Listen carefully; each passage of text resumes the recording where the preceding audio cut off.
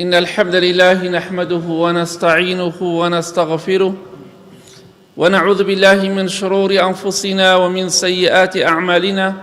من يهده الله فلا مضل له ومن يضلل فلا هادي له، وأشهد أن لا إله إلا الله وحده لا شريك له، وأشهد أن محمدًا عبده ورسوله. أما بعد، فإن خير الكلام كلام الله، وخير الهدي هدي محمد صلى الله عليه وآله وسلم، وشر الأمور محدثاتها، وكل محدثة بدعة، وكل بدعة ضلالة، وكل ضلالة في النار. خۆشەویستان، مانگی پیرۆزی ڕەمەزان میوانمان بوو. جومعەی پێشوو ئەم کاتە بە ڕۆژوو بووین، بەڵام میوانەکە ڕۆشت. گومانی تێدا نییە هەموو میوانێک ڕۆژێکی هەیە لەو ڕۆژەدا دەڕوا و کۆتایی پێدێت. ئێمەش بە هەمان شێوە دەبێت ئەوە بزانین هەموو شتەکان دەڕۆن، کۆتاییان پێدێ. ڕۆژێکیش دێت من و تۆ لەم دنیاەدا ڕۆژێک دێت کۆتاییمان پێدێت. خۆشەویستی خوا صلی الله علیه وسلم دەفەرمێ مرۆڤی عاقڵ ئەو مرۆڤەیە خۆی بۆ دوای مردن ئامادە دەکات، چونکە ژیان لەم دنیاەدا میوانییە. وەکو وای لە خانوویەکی کرێدابی، مڵکی تۆ نییە و خاوەنی تۆ خاوەنی ئەو خانووە ئەم دنیایش تۆ خاوەنی نیت. خۆشەویستی خوا صلی الله علیه وسلم لە حەدیثێکی صحیح جامع صغیرە هاتۆ دەیفەرموو ما أنا في الدنيا إلا كراكب استظل تحت شجرة ثم راح وتركها. من و دنیا چۆنین؟ نمونەی من و دنیا وەکو نمونەی کەسێک وایە ڕێبوارێک بێ بە ڕێگایەکدا بڕواتە بن دارێک، سێبەری دارێک ئیسراحەتێ بکە و ماندووبوونێک دەربکە و پاشان بڕوات. ئەمە نمونەی من و دنیایە. ئەمە نمونەیەکە بۆ من و تۆش بە هەمان شێوە. ڕەمەزان ڕۆشت، بەڵام ئێمەش دەڕۆین بە هەمان شێوە. بەڵام گرنگ ئەوەیە ئایا چیمان بۆ دوای مردنمان ئامادە کردووە. ڕۆژێک دێت کۆتایی بە ژیانی ئێمەش دێ، بەڵام پێش ئەوە پێویستە خۆمان ئامادەکەین، چونکە دوای مردن خۆ ئامادەکردن نییە دووبارە بگەڕێمە بۆ ژیان و ژیانێکی نوێ دەست پێ بکەم. خۆشەویستان، کاتێککە مانگی ڕەمەزان تەواو دەبێ ئەوە بزانین تەواوبوونی مانگی پیرۆزی ڕەمەزان معنای ئەوە نییە کە ئێمە مۆڵەت وەرەگرین بۆی کە ئیتر واز لە عیبادەتی خوا بێنین. کۆتایی هاتن بە مانگی ڕەمەزان مۆڵەت نییە و ئیجازەیەک نییە وەری بگری بۆی کە واز لە عیبادەتی خوا بێنی. تەواو هەتا ساڵی داهاتوو خوا حافیز نوێژ و ڕۆژ و عیبادەت و قورئان خوێندن و شەو نوێژ و هەموو شتێک. کەواتە تۆ ناچتە ناو مۆڵەتی و ئیجازەیەکەوە، ئیجازەیەکت پێ نادرێ هەتا ساڵی داهاتوو خوات لەگەڵ تۆ پێویست ناکە عیبادەتی خوا بکەی. نەخێر. کەواتە ڕەمەزان فێرمانی کرد، ئەو مانگە پیرۆزە فێری ئەومانی کرد کە ئێمە دەتوانین شەو نوێژ بکەین، کە ئێمە دەتوانین بە ڕۆژوو بین، کە ئێمە دەتوانین نوێژ بکەین، کە ئێمە دەتوانین قورئان بخوێنین، کە ئێمە ئەتوانین نوێژی جەماعەت بکەین. فێرمانی کرد. بەڵام ئێستا خێرە سارد بووینەوە؟ ئێستا خێرە وازمان لە عیبادەتی خوا هێنا؟ ئێستا خێرە کەسانێکی زۆر هەیە لە چکەکەیان فڕێدا ئەو جلەکە کردویانە بەریان، ئەو پۆشاکیان کە لە بەریاندا بوو وازیان لێهێنا؟ مرۆڤی عاقڵ پێغەمبەری خوا دەفەرمێ صلی الله علیه وسلم عاقڵ و تێگەشتوو ئەو کەسەیە خۆی بۆ دوای مردن حازر کە. کەواتە عاقڵ ئەو کەسە نییە بە ناوی سەقافەت و ڕۆشنبیریەوە وەڵا نابێت لە چکەمە دواکەوتنە هەر بڵێ دواکەوتنە ئەو ڕۆژەی کەوتیان پەروەردگارت کێیە، ئەو کاتە ئازانی تۆ دواکەوتترین مرۆڤی لەسەر زەویە. تۆ لە هەموو کەسێک دواکەوتوتر بوویتە، تۆ لە هەموو کەسێک نەفامتر بوویتە کە ڕێگای خوات نەگرتووە. کەواتە بزانە مانگی ڕەمەزان تەواو بوو، مۆڵەتمان پێ نادرێ واز لە عیبادەتی خوا بێنین. ئیتر تەواو نوێژی جەماعەت ناچمە مسکەوت، قورئان ناخوێنم. کەواتە ڕەمەزان فێرمانی کرد ئێمە دەتوانین عیبادەتی خوا بکەین. لاشەکەمان لاشەی هەفتەی لەمەوە پێشە، 10 ڕۆژ لەمەوە پێشە، نەگۆڕاوە. دەست و قاچمان لەدەست نەداوە، چاومان لەدەست نەداوە، بەڵام دڵەکانمان خاو بۆتەوە، ئیمانەکەمان خاو زەعیف بۆتەوە. ئەگینا لاشەکەمان لاشەکەی 10 ڕۆژ 15 ڕۆژ لەمەوە پێشە کە دەمانتوانی هەموو شتێکی چاکە بکەین بە ئیزنی خوا. کەواتە زەعیفی ئیمانەکەمانە کاتێکە سارد ئەبینەوە لە عیبادەت و خواپەرستی. کەواتە بزانە دوای مانگی ڕەمەزان مۆڵەتت پێ نادرێ بۆ خۆت لە ماڵەوە بی، نوێژەکانت لە مزگەوت نەکەی، قورئان نەخوێنی، زیکری خوا نەکەی، شەو نوێژ نەکەی، نوێژ نەکەی، ئەمە مۆڵەت نییە، ئەمە شەیطانە مۆڵەتی بە تۆ داوە، نەک ڕەحمان.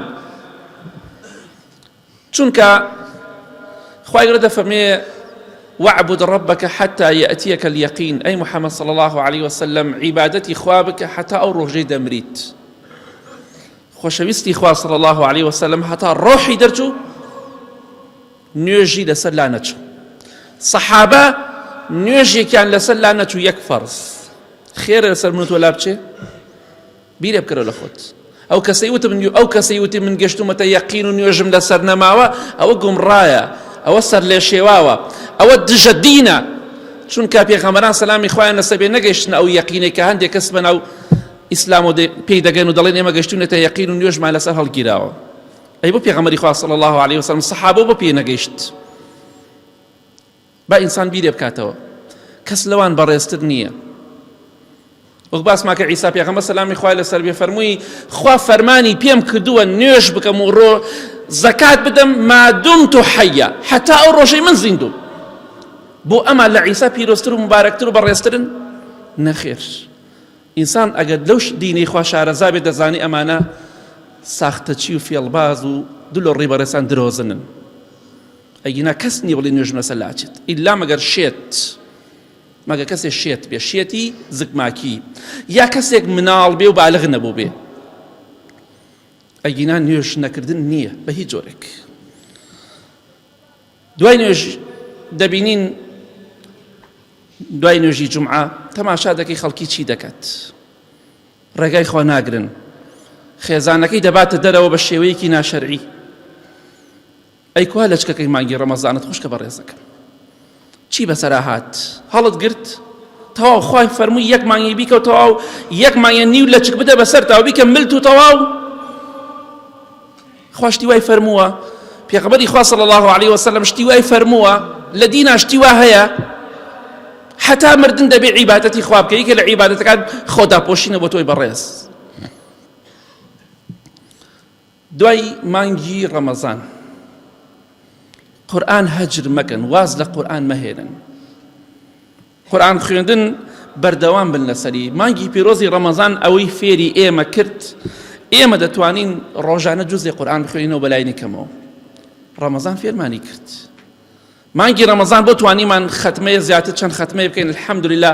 ئێستا بۆ ناتوانین بیکەین، هەمان لاشەمان هەیە، هەمان زمان و چاومان هەیە، لە دەستمان نەداوە الحەمدولله. بەڵام بۆچی ڕەمەزان توانیمان ئێستا ناتوانین؟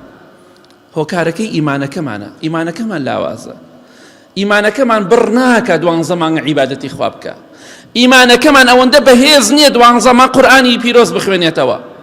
ڕەمەزان فێرمانی کرد دەتوانین، بەڵام کاتێک کە ئێستا ناتوانین ئەوە ئیمان زەعیفەکەمانە با بە خۆماندا بچینەوە. چونکە قورئان خوێندن جوزئێک یا زیاتر بخوێنین ڕۆژانە شتێک نییە لە توانای ئێمەدا نەبێت، لە توانای ئێمەدا هەیە، بەڵام گرنگ ئەوەی ئێمە بتوانین بیخوێنی دڵمان لای بێت. ئیمانمان زەعیفە. ئیمامی عوسمان ڕەزای خوای پەروەردگاری لێ بێ دەفەرمێت ئەگە دڵەکانتان خاوێن و پاک بێ قەت تێر ناخۆن لە قورئان خوێندن. بەڵام ئێمە دڵمان خاوێن نییە بۆیە تێرمان خواردووە، دڵمان پاک نییە. ئەوەش بزانە پێغەمبەری خوا دەفەرمێت صلی الله عليه وسلم القورآن حجة لك أو عليك. قورئان لە ڕۆژی قیامەتە یا دەبێتە بەڵگەیەک بۆت لە ئاگری دۆزەخ ڕزگارت دەکا و شەفاعەتت بۆ دەکا، یا دەبێتە کەسێک بەرامبەرت دەوەستێ و لای خوای گەورە شکاتت لێ ئەکا و دەڵێ خوایە گیان ئەمە منی نەخوێناوەتە تۆڵەی لێ بکەرەوە، تۆڵەی لێ بکەرەوە. جا قورئانیش القورآن شافع مشفع. خۆشەویستی خوا فەرمێ صلی الله عليه وسلم قورئان تکاکارە و تکاکیشی قبوڵە. والله داوای بەهەشتت بۆ بکە خوای گەورە پێی دەبەخشێ، بەو کەسە داوای دۆزەخیشکا بۆ کەسێک کە هەجری کرد و نەیخوێناوەتەوە پەنا بخوا خوای گەورە قسەی ڕەت ناکات کەواتە ئاگاداری خۆت بە قورئان دەتوانین بخوێنینەوە پێویستە بە خۆماندا بچینەوە قورئانەکەتان دامەخەن لە ماڵەوە گوێ لە قورئان بگرن ئەوەشی نازانێ خۆ دەتوانی گوێ لێ بگرێ ڕێگای خوا بەر مەدەن مردن کات و ساتی بۆ نییە کە هادێت پرست پێ ناکرێ مۆڵەتت پێ نادرێ کاتێ دەزانی دەکەویتە خوارەوە لە زەوی دەدەی ئەگەر بە پێوە بی ئەو ژیانی دنیاە قورئان لەبیر مەکەن بۆی لە ڕۆژی قیامەتە بەرەنگارتان نەبێتەوە یا ڕەبی خوا لە گوناهەکانمان خۆشبی لە گوناهی دایک و باوک و مردوەکانمان خۆشبی خوا ئەگیانوامە لێ بکەی حتا مردن عیبادەت بە تۆ بکەین یا ئەڵڵا یا ڕەحمان و یا ڕەحیم ئامین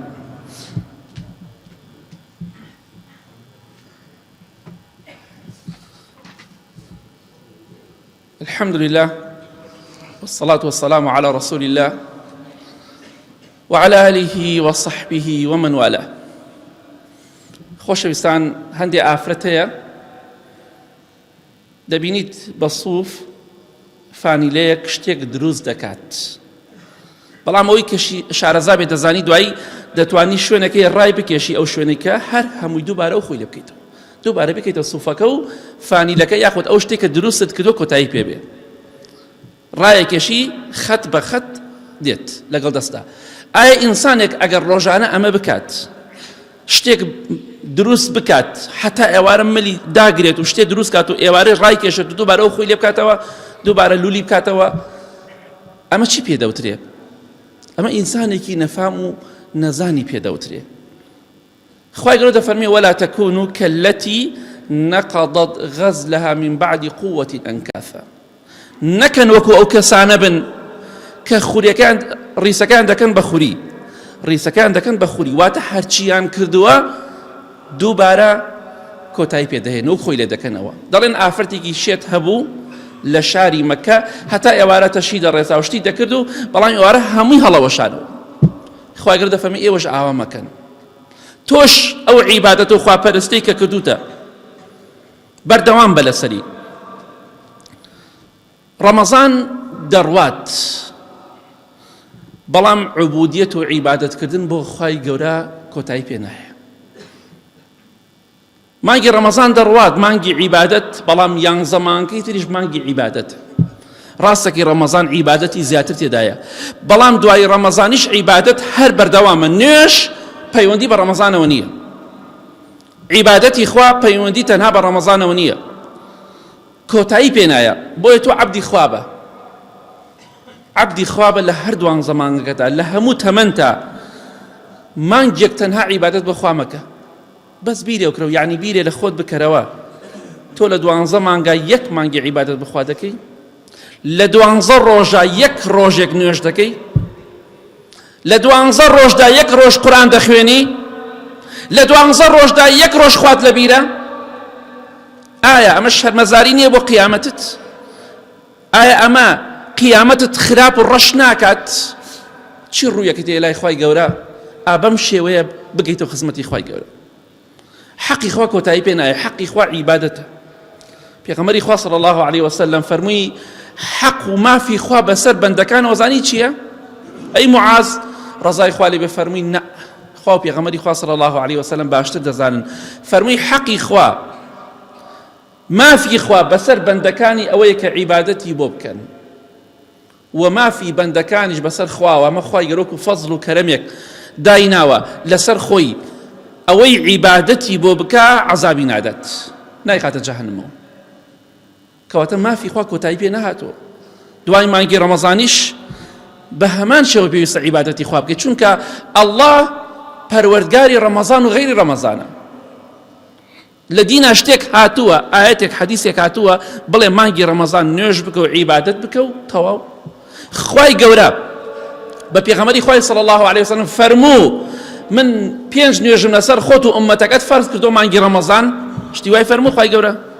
ناوەڵڵا کەواتە بەردەوام بە لەسەر عیبادەت و خواپەرستی مانگی ڕەمەزان و غەیری ڕەمەزانیش پەروەردگارت لی غافڵ مەبە حتا ئەو ڕۆژەی ئەو ئەمانەتە لێ دەسێنرێتەوە ئینشەڵا لە دوای ئەوە ئەیتر لە بەهەشتا عیبادەت و خواپەرستی و نوێژ و ئۆشتانە نییە هیچ شتێک فەرز نییە لەسەرت ئەم چەند ساڵەی بۆ خۆت ئەم تەمەنەیە کە بەسەری دەبەی بۆ خوا سەرفیکە، خوای گەورە پاداشتێکی زۆر گەورە دەداتەوە. کەواتە بێتاقەت مەبە. بەو کەسانە دەڵێم کەوە ئێستا وازیان نوێژ هێناوە، ئەیکەن و نایکەن و تااقەتیان هەیە و تااقەتیان نییە و پێیان دەڵێم ئایا مانگی ڕەمەزان هیچ زەرەر و زیانێکی لە ئێوە داوە؟ ئایا بەهۆی نوێژ و ڕۆژ و عیبادەتی مانگی ڕەمەزانەوە ئێوە زەرەرتان کرد؟ خەسارەتمەند بوون؟ دۆڕان؟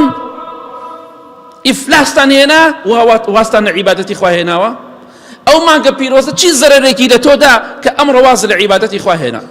نوێژی ئەو مانگە چی زەرەرێکی لە تۆ داوە؟ خۆداپۆشین و حیجابی ئەو مانگە چی زەرەرێکی لە تۆ داوە ئێستا واز لێ هێناوە؟ بۆ بە خۆتان ناچیتەوە، بیرێ بکەرەوە. هیچ زەرەرێکی بە دنیا و قیامەتی تۆ نەگەیاندووە. مانگێ لە خوا خۆت نزیک کردەوە، واز مەهێنە.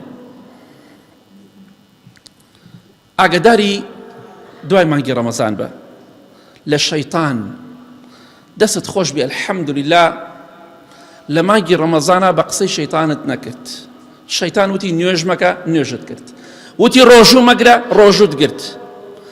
شەیطان وتی قورئان مەخوێنە، قورئانت خوێند. شەیطان وتی زیکری خوا مەکە، زیکری خوات کرد. شەیطان وتی خۆ دامەپۆشە، خۆ داپۆشی. دەست خۆش بێ. بەڵام دوای مانگی ڕەمەزان بە قسەی شەیطان مەکە، وەکو چۆن پێشوو بە قسەت نەکرد. چۆن مانگی ڕەمەزان بە قسەت نەکرد، ئێستا دەست خۆش بێ بە قسەی مەکە. ئێستا پێ دەڵێ نوێژ مەکە، تۆ نوێژ بکە. پێ دەڵێ خۆ دامەپۆشە، خۆ داپۆشە. بە قسەی مەکە. سەرپێچی فەرمانەکانی خوا مەکە، سەرپێچی فەرمانەکانی شەیطان بکە. سەربەرزی و بەختەوەری تۆ لەوەدایە ڕێگای خوا بگریت. بۆیە خوای گەورە دەفەرمێ ئین الشەیطان لەکم عەدوو فاتەخیذوه عەدووە ئینەما یەدعو حیزبەه لیەکونوا من ئەصحاب السەعیر. شەیطان دوژمنی ئێوەیە. خوای گەورە دەفەرمێ شەیطان دوژمنی ئێوەیە، نەک دۆست. ئێوەش بە دوژمنی خۆتانی بزانن. بۆچی بە دوژمنی خۆمی بزانم؟ چونکە ئینەما یەدعو حیزبەه لیەکونوا من ئەصحاب السەعیر. چونکە ئەو بانگی تاقمەکەی خۆی دەکا بۆ ناو ئاگری جەهەنم. ئایا تۆ ئەم پێشوازەی شەیطان قبوڵەکەی؟ شەیطان ئەڵێ فەرموو بۆ دۆزەخ. فەرمۆکەی قبوڵەکەی؟ ئەگەر قبوڵی ناکەی نوێژ بکە، بەردەوام بە. ئەگەر قبوڵیشی دەکەی نوێژ مەکە و فەرموو لەگەڵ شەیطانە بۆ جەهەنم. چونکە کەسێک ئەگەر بۆن و نا کەسێک دوژمندار بێ، خوای گەورەمان پارێزێ. ئەوانشی کە هەیەە خوای گەورە کاریان بۆ ئاسان کا و ڕەحمیان لێ بکە و سڵح خاتە بینیانەوە. کەسێک کە دوژمندار بێ خراپ بێ، باسی کەسی باش ناکەم. هەندێک کەسێک خراپە، دوژمندارە، پیا و کوژە خراپە، حەزەکان خەڵک دوژمندار بێ، بۆی ئەمیش بە ئارامی بخەوێ. بەڵام خەڵکی شێڵە یاخوا کەس دوژمندار نەبێت. خۆشی دوژمندارە، حەز ناکە، کەسی باشە. یعنی تۆ شەیطانیش خۆی بۆ جەهەنم دەڕوا، حەز ناکات تۆ بڕۆی بۆ بەهەشت. ئەوەی کە خراپەکاری و بەدڕەوشتی ئەکا، پەنا بەخوا زینا ئەکا، ئەڵێ حەزەکەم خەڵکی زینا بکە بۆی بۆ من ئاسانتر بێ. ئەوەی کە پیاو کوژە حەزگا پیاو کوشتن زۆر بێ. ئەوەی دزیەکە حەزگا دزی زۆرتر بێ، بۆی ئەمیش نەگرێتەوە، نەبێتە شەرمەزاری بۆ ئەم. شەیطانیش شەرمەزارە، نایە بەتەنیا بڕوا بۆ دۆزەخ، دەیەوێت خەڵک لەگەڵ خۆی دابرا ببات بۆ ناو جەهەنم. وەڵڵا گە بە قسەی شەیطان بکەی دڵنیا بە هەزار جار ملیۆن جار ملیارێ جار پەشیمان دەبیتەوە. لە کۆتاییدا دەڵێم ئاگاداری فیلەکان بن لە ناو ڕەمەزان و لە هەموو کاتێکدا. ئێستا لەوانەیە بڵێ فیلی چی؟ مەبەستت چییە لە فیل؟ ئاگاداری فیلەکان بن. ئەمە ناو نیشانێکە لەوانەیە تۆ بەلاتەوە غەریب بێ، بەڵام ئێستا پێت ئەڵێ معنای چییە. وریای فیلەکان بن لە ڕەمەزان و غەیری ڕەمەزاندا، لە هەموو تەمەنی خۆتدا. ئیمامی مالیک ڕەحمەتی خوای پەروەردگاری بێ لە مزگەوتی پێغەمبەری خوادا صلی الله عليه وسلم دەرزی دەوتەوە، دەرزی حەدیث. قوتابێکی زۆر دانیشتووە لە خزمەتی ئەم پیاوە بەڕێزەدا دەرزە خوێنێت. پیاوێک هاواری کرد لە دەرەوەی مزگەوتەکە، وتی وەرن فیلێکی زۆر گەورە هاتووە بۆ شاری مەدینە. فیلێکی زۆر گەورە هاتووە. خەڵکی مەدینەش فیلیان نەبینیوە، چونکە مەدینە شوێنی فیل نییە، بەخێوکردنی فیل نییە. هەموو وڵاتێک هەنێ تایبەتمەندی خۆی هەیە. سبحان الله. هەنێ شوێنێ تۆ بتەوێت دارێکی تیا بنێشی سەوز نابێ بە تەواوەتی، بەرناگرێ. هەنێ شوێنێ ئاژەڵی تێدا ناژی، سەلای خۆمان حوشتن ناژی زۆر، بە کەڵک لای وڵاتی ئێمە نایە. هەنێ حەیوانی ئێمە بی و هەنێ وڵاتی تر بە کەڵک نایە بژی. فیلیش لە شاری مەدینەدا نەبوو. کاتێک ئیمام مالیک دەزەڵێت و پیاوێک هاوارەکە فیل هات، فیلێکی زۆر گەورە هاتەوە بە مەدینە، وەرن سەیریکەن. سبحان الله، هەموو خەڵکەکە ڕای کرد بۆ سەیری فیلەکە، یەک نەفەر مایەوە لە دەرزەکە، یەک نەفەر. ئەویش ئیمامی یەحیای کوڕی یەحیای لەیثی بوو، ئەلەیثی کە یەکێکە لە زانا زۆر گەورەکانی حەدیث، بەس تەنها ناوی ئەو ماوە ئێستا حالێن، هیچی ئەوانەی کە ڕایان کرد هیچی ناوی نەماوە. ئیمام مالیک ڕەحمەتی خوا لێ بێ تەماشای کرد، یەک کەس نەما بۆ دەرس خوێندن، تەنها نەفەرێک نەبێ، کەس نەما، هەمووی ڕای کرد سەیری فیلەکە، دەرزەکەیان بەجێهێڵا. ئیمام مالیک ڕەحمەتی خوا لێ بێ فەرمی ئەی یەحیای کوڕی یەحیا، ئەی تۆ بۆ نەڕۆشتی سەیری فیلەکە بکەی؟ ئەیش فەرمی ئیمام مالیک، من هاتوومە بۆ شاری مەدینە بۆ ئەوی تۆ ببینم، نەک فیل ببینم. بۆ سەیکردنی فیل نەهاتوومە، بۆ سەیکردنی تۆ هاتوومە، بۆ خزمەتی تۆ هاتوومە. ئەو هەدەفەکەمە، هەدەفم لەم هاتنەی من کە هاتوومە بۆ ئێرە، وەکو ئەو خەڵکە نەهاتوومە هەرچی بانیەکن کاوکەمە شوێنی، من هاتوومە تۆ ببینم، نەک فیلەکان ببینم، هاتوومە مالیک ببینم، ڕەحمەتی خوای لێ بێ. ئەوە هەدەف و ئامانجی منە هاتوومە بۆ لای تۆ. ئایا تۆ دەزانی بۆچی ئامانجێک تۆ هاتیتە ئەم دنیایە؟ وما خلقت الجن والإنس إلا ليعبدون. بەڵێ خوای گەورە دەفەرمێ جنۆکە و ئادەمی زادم دروست نەکردووە ئیلا بۆ عیبادەت نەبێ. کەواتە هەدەف، ئامانج، مەبەست لە دروستکردنی من و تۆ عیبادەتی خوایە. تۆش وەکو خەڵکی خراپ مەبە، ئاگادار بن، هەر کەسێ بانگین کردی ڕام مەکە، ئاگاداری فیلەکان بن. ئێستا فلیمەکان، زنجیرە دراماکان، گۆرانیەکان، خراپەکاریەکان و حرامەکان فیلەکانن، خەڵکی بەرەوپیریان دەڕوات. ئاگاداری ئەو فیلانە بە هەموو کاتێ سەرنج ڕاکێشن دێن بۆ لای تۆ، سەرنج ڕائەکێشن. دەبینی بەداخەوە کاتی تەراویح دەبینی خەڵکێکی زۆر دەڕواتەوە، وەڵی چەند ئاجار پرسیارم لە مزگەوتا لە خەڵکرەوە بۆ ئەڕۆیتەوە کاتی تەراویح ناکەی، بەس عیشاکە دەکەی، ئەی وەڵی مامۆستا فلیمەکەم لە دەست دەرەچێ، فڵان فلیم. ئەمە فیلەکانە، ئاگاداری ئەم فیلانە بن. بەخوا فڵان شوێن سوو تەواو بێ، تەراویحەکەی ناڵێ فلیمەکەمان بفەوتێ، یعنی بەڕاستی ئەمە کارەساتە. ئاگاداری فیلەکان بن. ئەو هەموو کەناڵە فاسد و خراپەکارە، ئەو هەموو فلیمە خراپە، هەمویان فیلەکانن، خەڵکی ڕادەکا بۆ لایەن. وریای ئەو فیلانە بە، خۆتیان لێ بپارێزە، وەکو ئیمامی یەحیای کوڕی یەحیا بە، بزانە هەدەفت چییە لەم دنیایەدا، بۆچی هاتیتە لەم دنیایەوە، وەکو ئەو خەڵکەمە بەڕابکە. ئەو دینە بەلاتەوە گرنگتر بێت، نەک ئەوەی کە شەیتان بۆتی جوان دەکات. بۆی با بە خۆمان دابچینەوە، ئاگامان لە قەبر و قیامەتی خۆمان بێ. اللهم اغفر للمؤمنين والمؤمنات والمسلمين والمسلمات الأحياء منهم والأموات من أهل السنة والجمعة والجماعات. يا ربي خوايا الشفاء نخوش كان من بدي بتايبتي أواني داود دعاء خيريان كدوا. يا ربي خوايا همني وآرابي ولات من بباريزي خوايا استقامة برداوي من بيبخشي لسد دين داري خوا برستي. يا ربي خوايا آخر من بخير بجيري.